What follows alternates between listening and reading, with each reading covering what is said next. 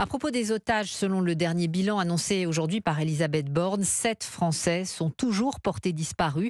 24 ont été tués. Par ailleurs, 3500 Français ont été rapatriés d'Israël. La France qui ne prend pas ouvertement position, Jacques Serret, l'exécutif joue la carte de la prudence.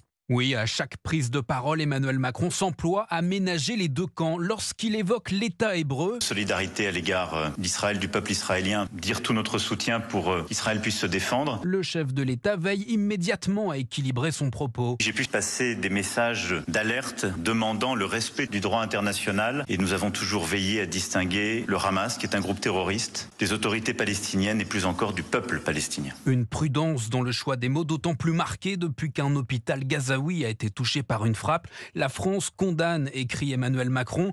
Elisabeth Borne, elle aussi, s'empresse de réagir. Toute la lumière devra être faite sur ce drame. Les auteurs devront être identifiés et rendre des comptes. Mais lorsque les États-Unis pensent avoir trouvé les auteurs et que Joe Biden impute la frappe à une roquette tirée depuis un groupe terroriste à Gaza, le porte-parole Olivier Véran préfère ne pas se prononcer. Le président des États-Unis a parlé de probabilité. Oui.